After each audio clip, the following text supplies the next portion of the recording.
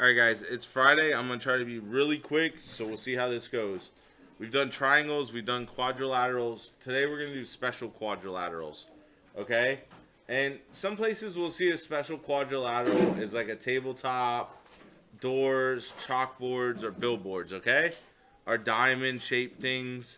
And then I'm going to give you guys some examples. So the first thing we're going to do is we're going to do the same style that we just started the other day, and we're going to do our Cornell Notes. So the first thing I need to kind of do is I'm going to do that little 3-finger trick I did earlier, and I'm going to split my page. And I'll say, well, that line's really crooked, but I'm saying I'm going to go 80% of the way down on my page. So you guys can see I didn't go all the way down on my page. I left a little bit of room for a summary, and we'll see how that turns out. And I'm going to fix this line right here because it's way off. I'm good. Okay, and then I'm going to put the top of my lazy eye on.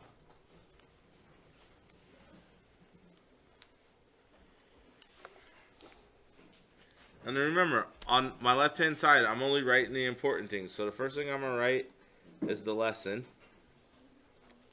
And then today's lesson is 15-4, Special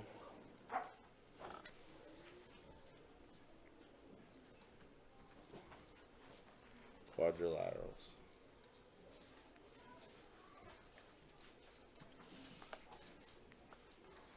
Zoom this in a little bit.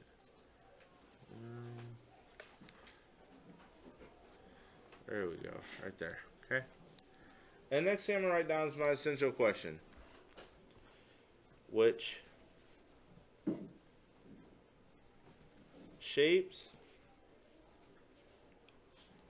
are special cases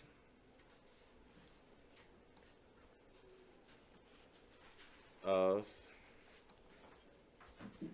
another shape.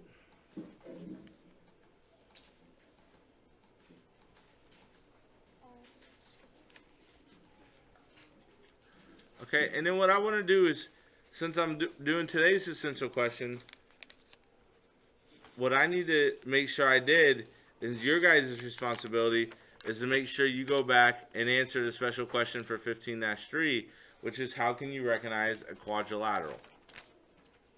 So right now you need to go in your notes to 15-3 and think about that question, okay? And if you need to pause the video here to write your answer, then go ahead and do that. And think about the different ways we can classify a quadrilateral. What are some attributes? They have many properties that make them different from one another. Polygons can be described as classified by their sides and angles. Remember when we did triangles, we classified it by the side and the angle, how many sides it had, and then the angle, if it was obtuse or acute or a right angle triangle.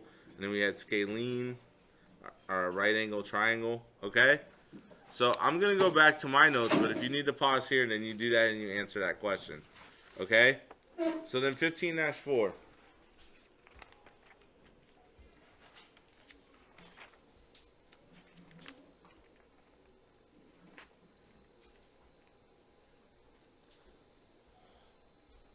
So when we're classifying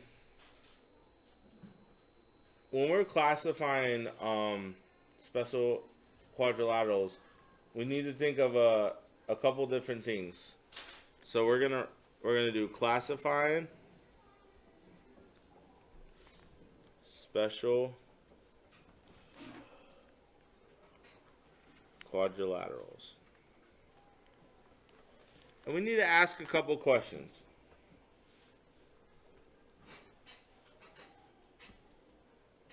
How many pairs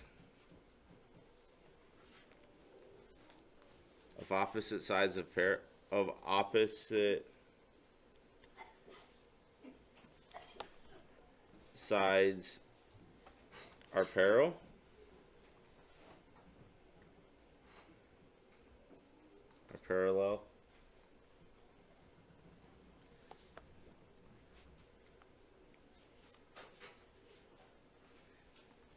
Which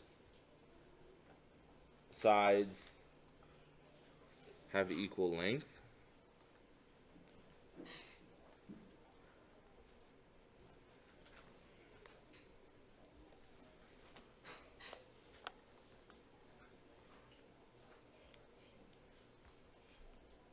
How many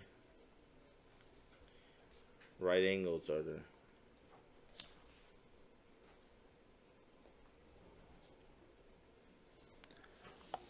Why are we asking these questions?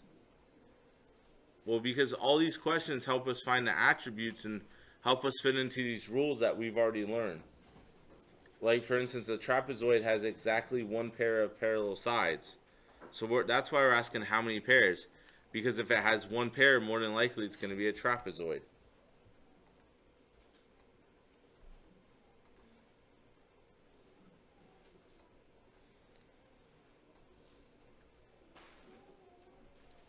And then, so the next thing we're going to do is we're going to start in some categories that kind of flow together.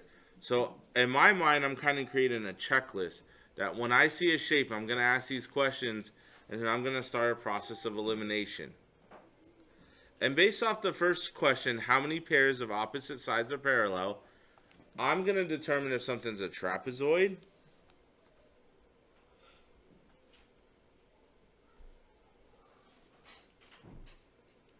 or if something is a parallelogram. So the first thing I'm going to do is I'm going to have a trapezoid, and I'm going to put exactly one pair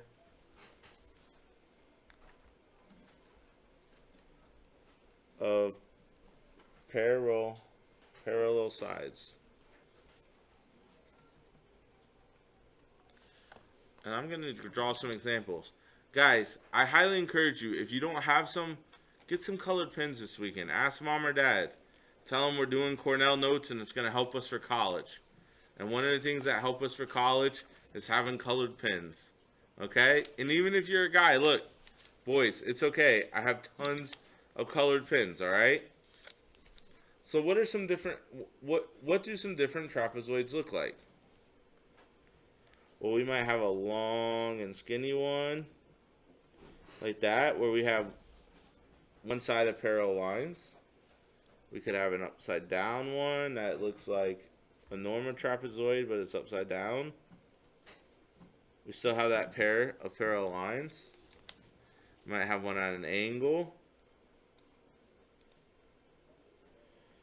But as long as we have those two lines running parallel, or we could just have a normal one.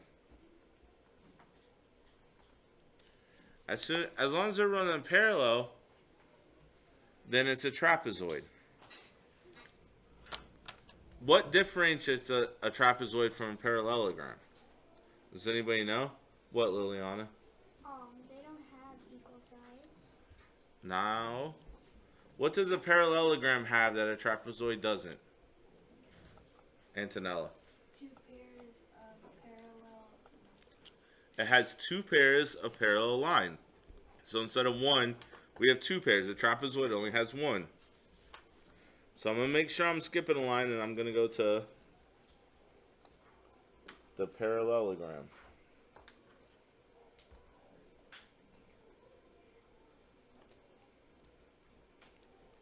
And it has two pairs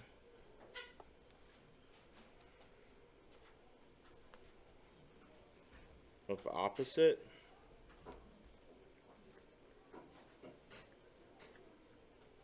sides, parallel and equal.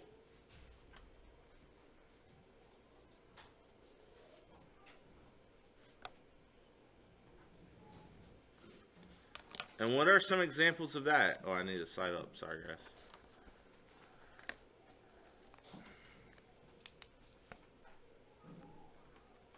Well, a square is a parallelogram, right? Okay.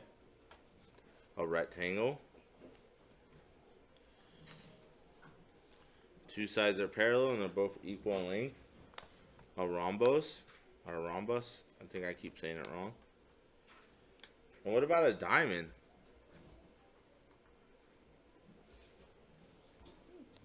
Does it have two pairs of parallel lines?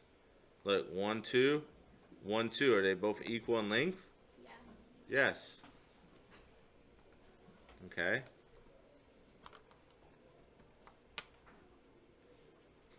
So now, after we determine what these two are right here, after we determine if it's a trapezoid or a parallelogram, we can look at two more distinct features and determine some other things. So this kind of flows. So I'm going to use a color I haven't used yet, and I'm going to create some arrows showing how this flows. And that means this one right here kind of flows down here too.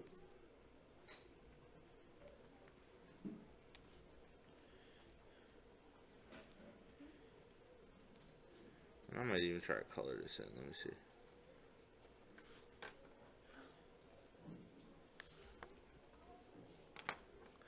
So it kind of gives me a couple options. I could have a rectangle. And my definition of a rectangle is 4 right angles. Okay? Now, if you don't know what 4 right angles mean, then you need to write out right angles.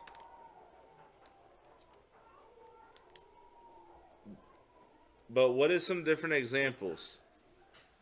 Yeah, they're loud over there. Of a rectangle. Remember, a square can be a rectangle because a square has 4 right angles. It could be a small rectangle, a big rectangle. Okay? Now, a parallelogram, so we have a rectangle, and it can flow that way. Or it could be a rhombus.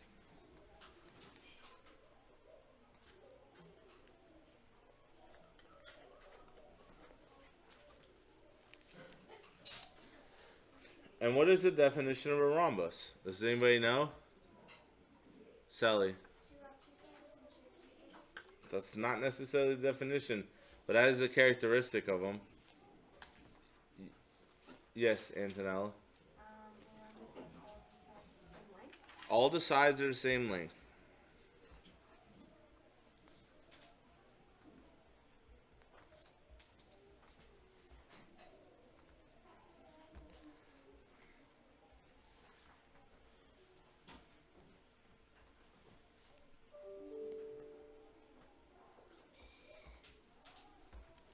Okay.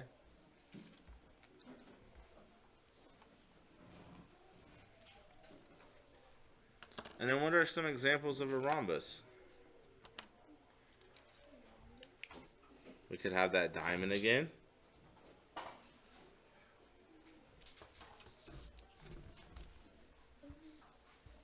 We could have a diamond standing up. Or we could have a square.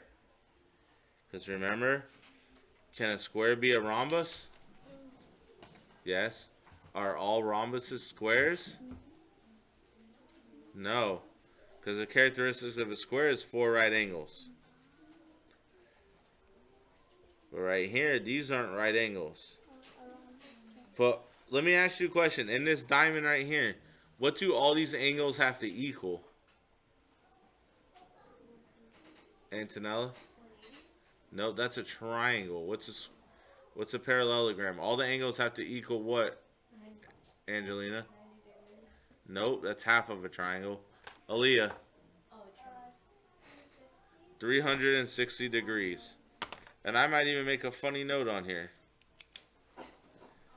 Equals 360 degrees. And then my final shape that it could be, this is going to kind of take me to the bottom of my page, is it could be a square.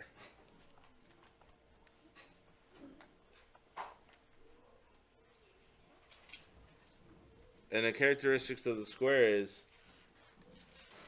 all sides the same length,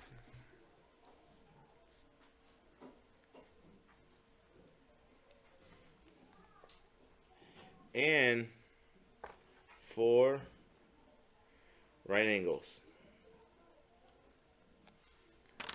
And we know what a square looks like, so I really don't need to draw it.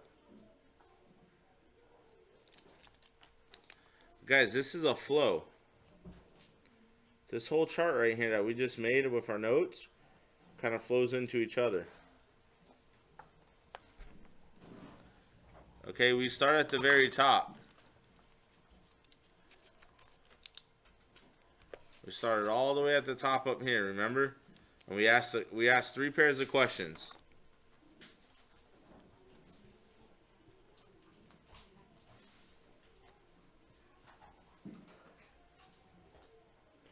And then from those 3 questions, we started finding out what a shape is, okay?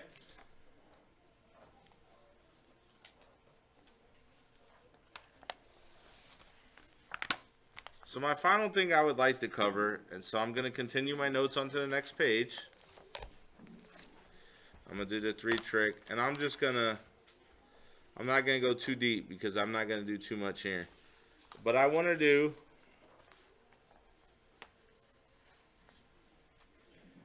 an example from number 1.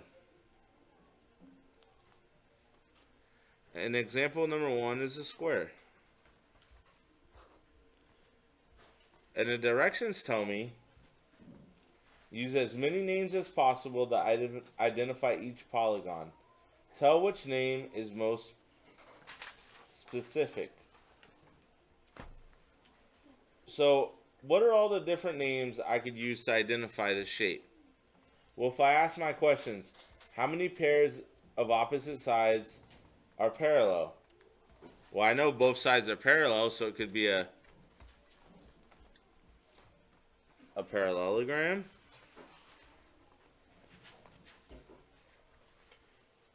I also know that it could be a rectangle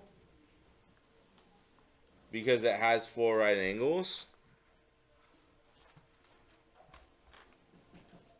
I also know it could be a rhombus because all the sides are the same length.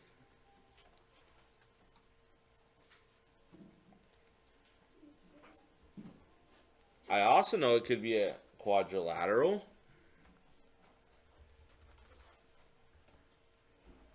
because if it's a parallelogram, it has to be a quadrilateral.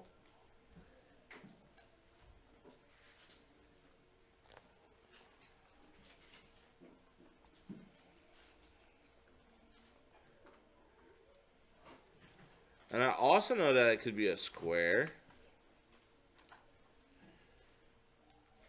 Now, while all those apply, what would be the one way that we could best describe this shape?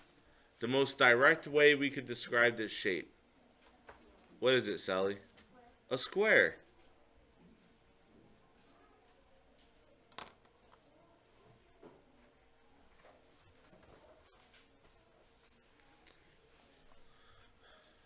And that's my example for number 1, and that's how I need to do guided practice. So then finally I need to close out my Cornell Notes, and I'm going to do a little bit of erasing.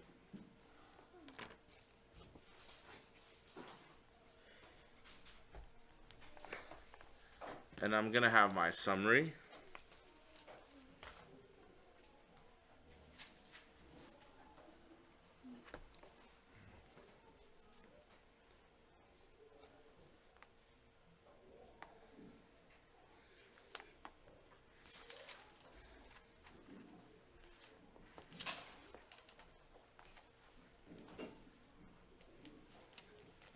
And then after I do my summary, and I just pause to let you guys catch up, I'm gonna start with guided practice.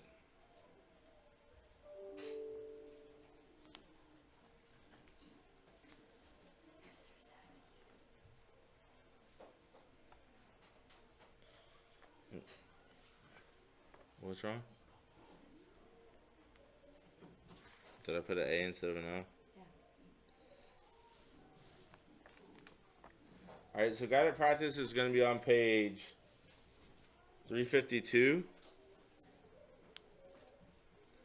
And I'm going to have you guys do, I did number 1 for you, so let's do 2, 4, and 6. It's Friday.